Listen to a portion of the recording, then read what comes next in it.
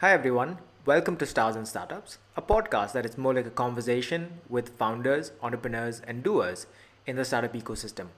We'll be discussing everything from product, technology, entrepreneurship, marketing, and all the exciting things that happen behind the scenes.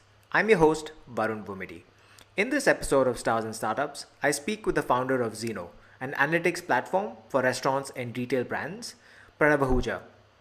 Zeno is high on employee culture and puts their employees first, something I had a lot of fun learning about. Pranav will take us through the journey of building Zeno in this episode. This episode was recorded some time ago though, when Pranav and Ahushman, the co-founders of Zeno, had just returned from Berlin, post their participation in the Metro Techstars Accelerator program, and I just got around to putting this out there. Hope you enjoyed this episode as much as I had fun making it.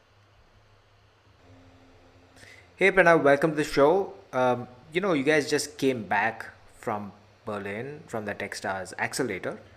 Why don't we just jump in and tell our audience what Zeno is and how was the accelerator? What do you guys learn from that?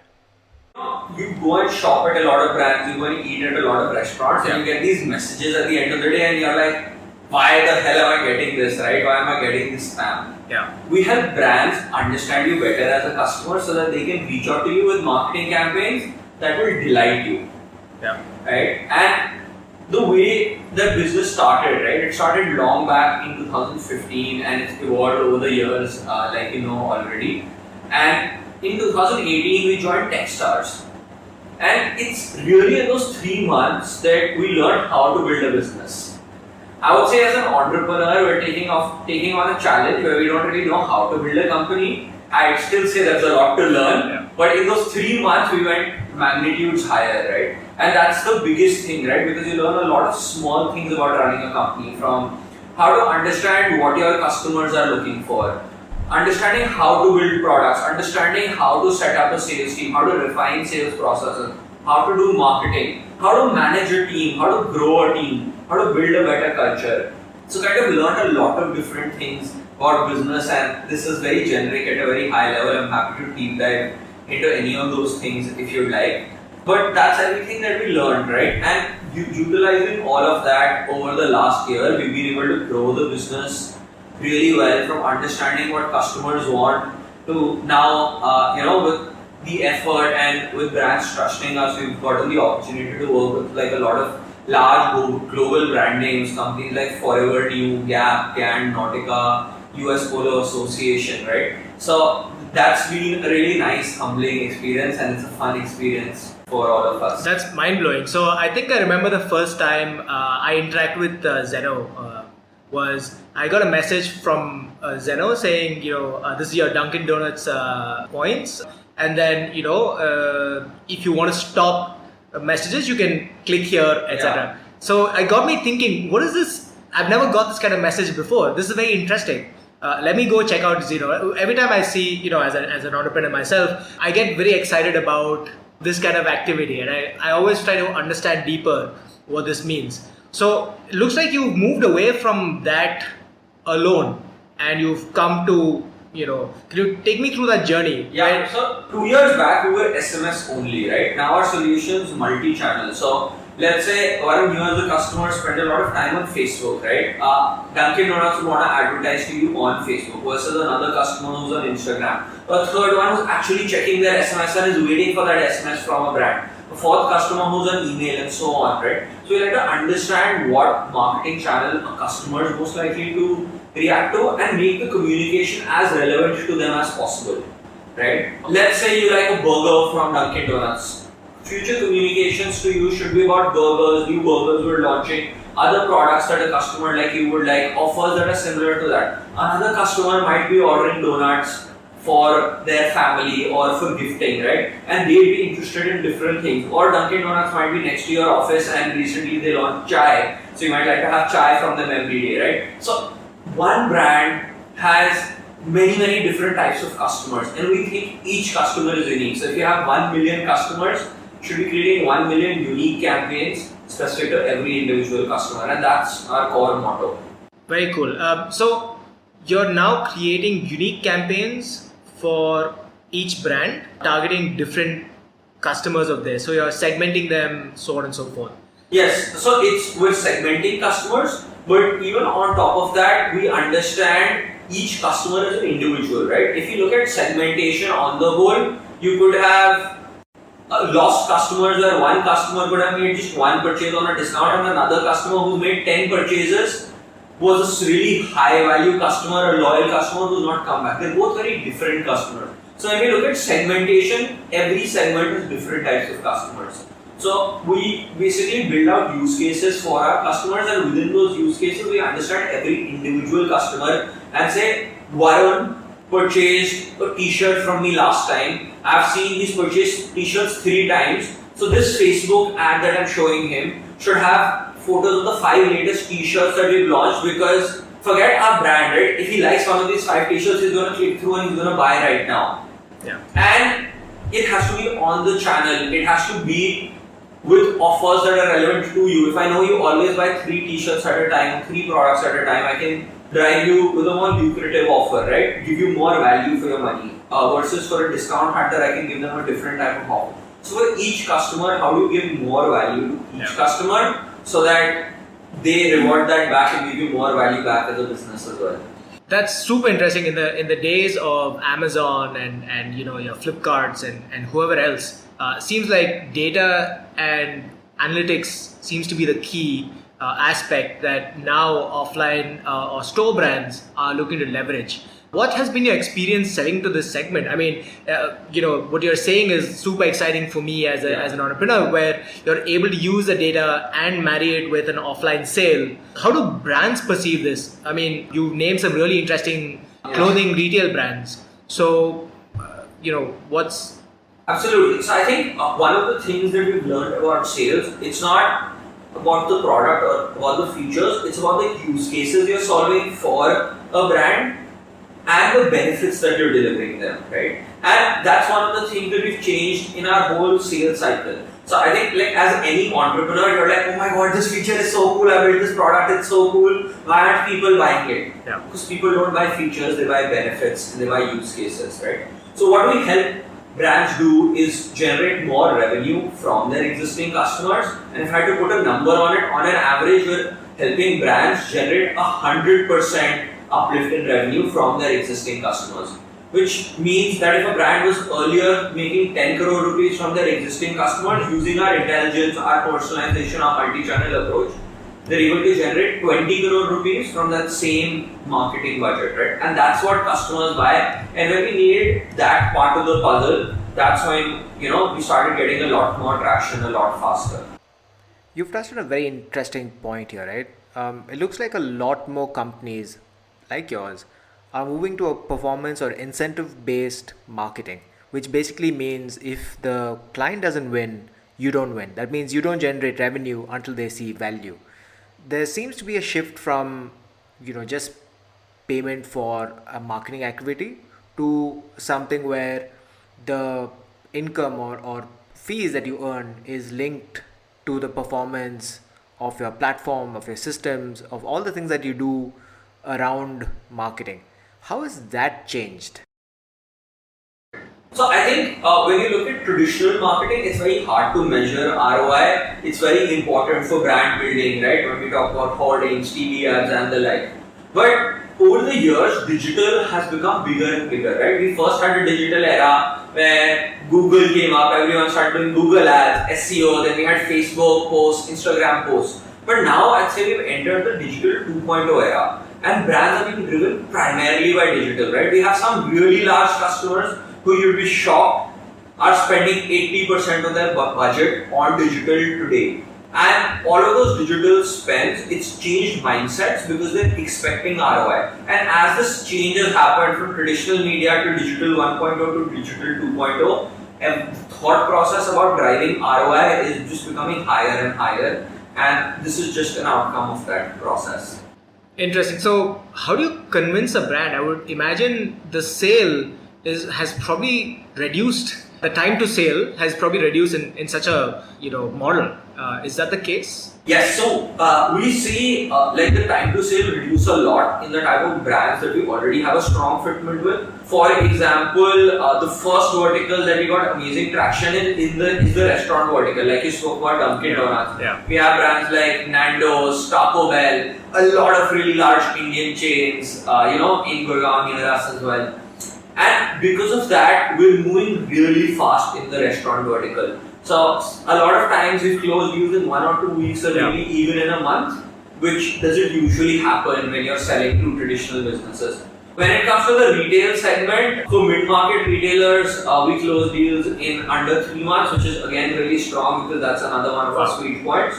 And enterprises is something that currently takes us 6 to 9 months. I mean, brands that are making over 100 crores a year in revenue. Yeah, that's so it's still it's still a decent chunk of time gets spent converting these brands. So I'm guessing the lifetime value is something you guys evaluate, and probably very early to say, but I'm guessing they stick around for a little bit of time. So I think one of our core beliefs is that we will deliver a lot of value to our customers, and we know that because in the first business that we built in the first 3 years of Zeno, we actually had net negative churn while selling to SMBs in India, which is highly uncommon because most of our competitors had like 20 to 40% churn, and our customers were giving us 6% extra revenue year after year. And I know that's because of the mindset and the philosophies that we have, so that's something I know we will deliver. Got it. You know what's very interesting is that you mentioned the first 3 years as a different Zeno altogether. Yeah. It's a very like an undertone saying, that's something that we don't identify with at all. And I also remember, I think there was a very old internet article that was published maybe in 2015 where you guys are trying to get some, the word out about Zeno and all of that. I remember the rewards platform was what you guys call yourself. Are we saying that rewards and loyalty in India doesn't work? Is that? No, that's not what I'm saying. But like for us, we realized that what makes the biggest difference, in terms of building a business, so we had to take certain hard calls to figure out how to better build our business. And in April 2018, my co-founder Aishwan and I spent a whole month just thinking about how do we redefine our business, right? We spent all day, all night doing a lot of R&D, and everything that came out of that is we had a new business model. So we have something that we call market product model channel market fit, right? That means that's a long name. Yes, that's a long name, right? And we realized our original business did not have that, right? And we were looking at different ways where we can redefine our business so that at least in theory that fit exists, and then it's just about going out and practically proving it, and at the end of the day it's about execution. But we realized our first business did not have that in theory.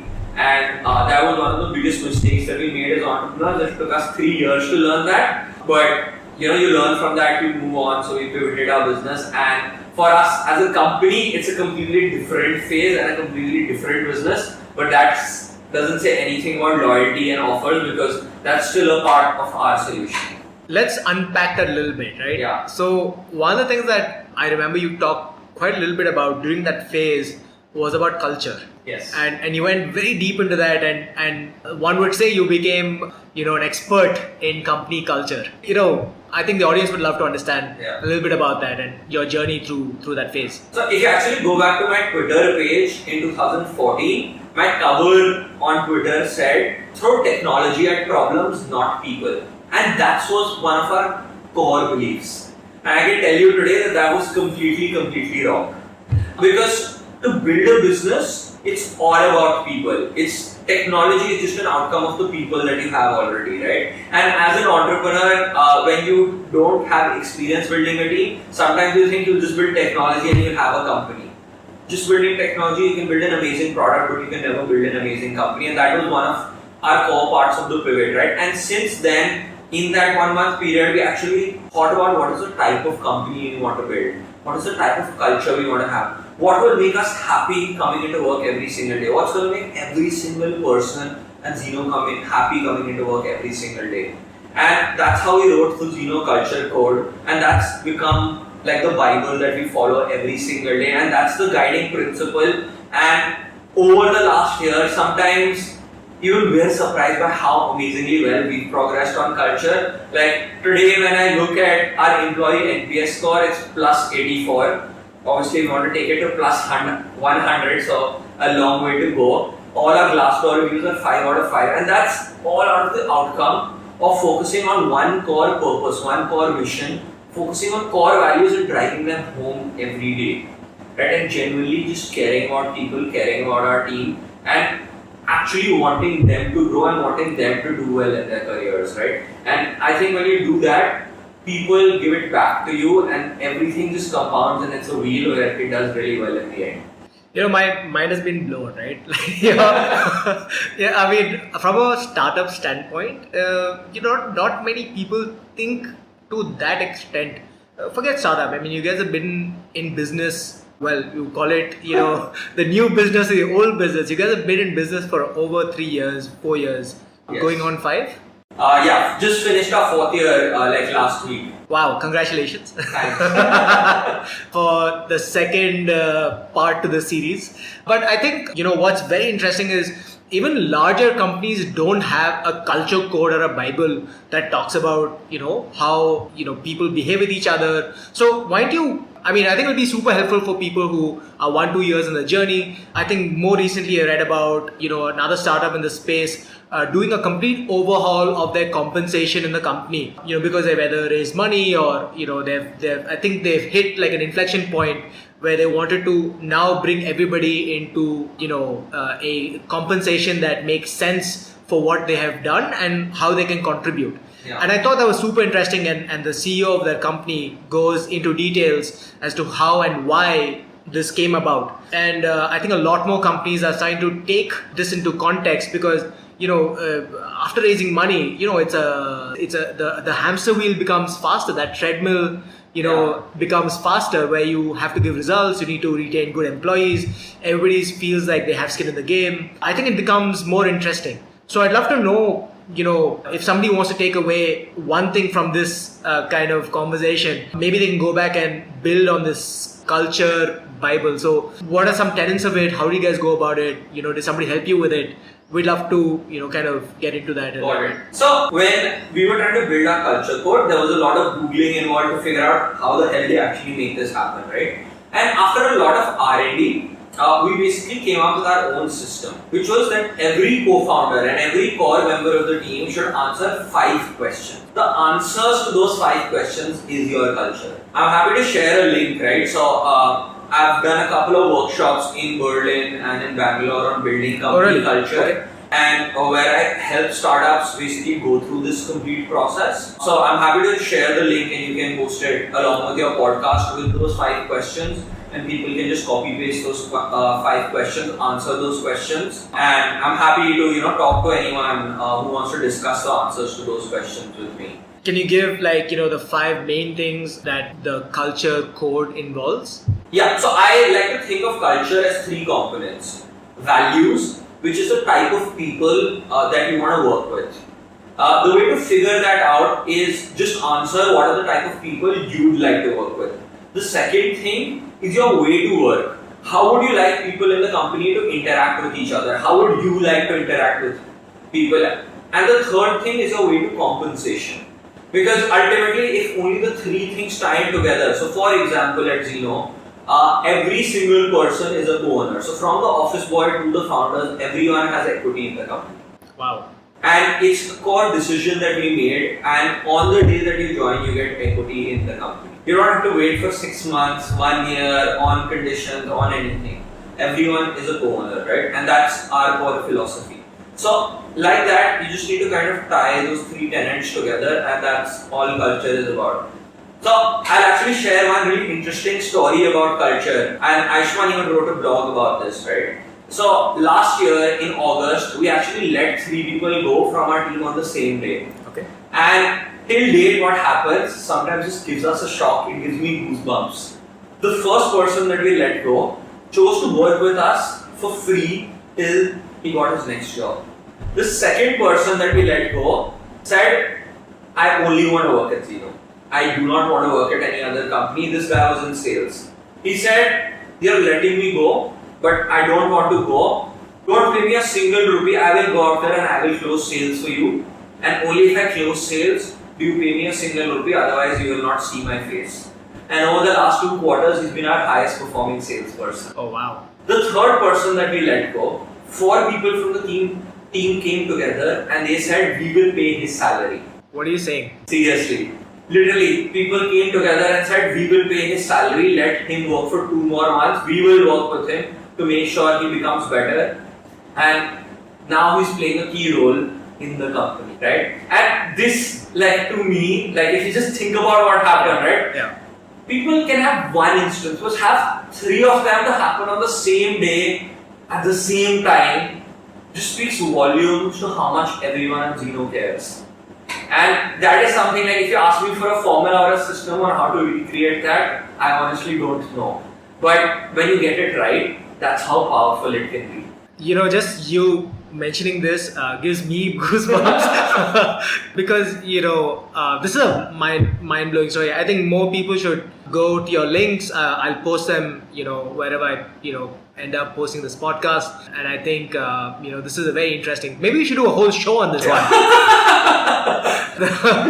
This is awesome. So I think one of the interesting things that you guys are probably doing is, of course, working with these large companies, and we've already in this 20-minute conversation we've already touched on 3 or 4 things that are novel for a startup in any case. Yeah. Right. I have very high regard for you and Ayush, for what you guys have done, and I've always had this respect for you guys, and for a long time we've had different conversations about different things. So one of the things I also remember is that you guys had never taken outside money. You always bootstrapped it until very recently. Maybe you took in a little bit of money with Techstars kind of position. Is that still the case? How do you guys do this? Because a lot of people ask this question: how can I bootstrap? Is it possible? I'm building a technology product. Let me build some valuations. How do you guys think about this whole? Got it. So when I think about startups are a cool word, but at the end of the day, the end outcome you're looking for is to build a profitable business. And there are multiple different ways of doing that. So today in the tech ecosystem, month after month, building a bootstrap company, a profitable company is becoming really cool. It wasn't for a few years. And it's just about mindset, right? If you're building a B2C company, I honestly won't recommend bootstrapping because you need to fight and it's a winner takes all space. But as a B2B business, as a SaaS company, a lot of people have built really profitable companies, right? India's largest SaaS company is 100% bootstrap. Wow. Right? 30-40% of the 10 largest SaaS companies from India are bootstrap. So it is definitely possible, and a lot of people have definitely done it. And you can build a large SaaS business in a bootstrap manner. And so our philosophy isn't that we're against taking money, right? Like we took money from Techstars, but a lot of value came along with that money, right? So if in the future we raise money again, it's not just because of the money, it's because we believe the people who are coming on board will really help us take our business forward. And that's the way we look at it. Because money only plays a role in the short term.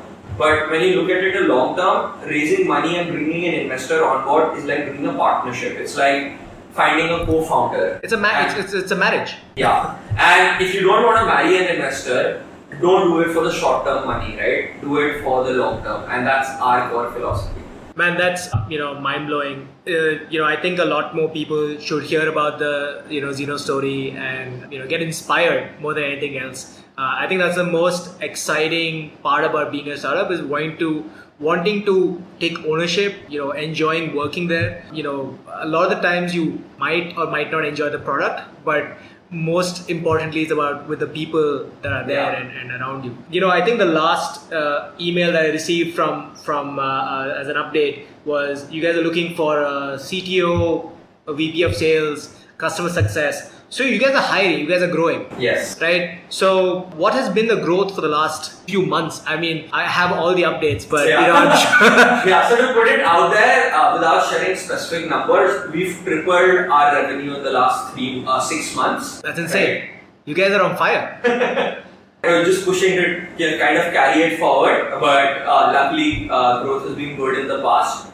And we see a trend where it's continuing, right? We see it happening, we see it being repeatable, and that's one of the reasons we're bringing on board a lot of people, right? In just the last 1.5 months, 4 people have joined our team. Over the next 1.5 months, we're looking to bring on board 7 people, and we're hiring in a lot of key roles. So, if anyone's listening in, well, Pranav at Zeno.in, I'll leave the link, so you guys should definitely check it out. And also, I'll probably put a link to your hiring page or careers page, because I think very few people will get the opportunity to get equity when you start.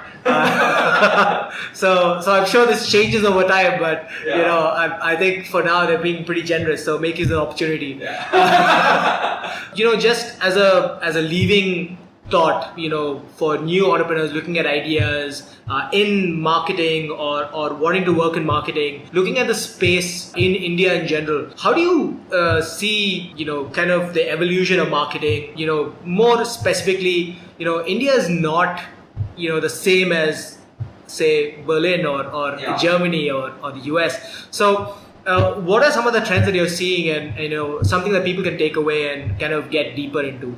Got it. So when we talk about marketing trends, there are two very different stratospheres, right? B2B and B2C are both very different, right? B2C is what we do for our customers, which is very number driven, right? It's very specific, right? Trends are that you're trying to become more relevant to each and every customer. You're trying to be there on each and every marketing channel. It's going all digital, right? If you think about it, today TV is big. Tomorrow it's going to be Netflix, Amazon Prime, ZEE5 and the like. Digital TV. Yeah, everything is becoming digital, right? Yeah. So I see marketing, especially B2C marketing, moving towards becoming 100% digital, even though it won't happen probably for another 50 years. But it's going to trend towards that side, and the percentage is going to increase year on year. And as that happens, it's going to become more performance driven and more numbers driven.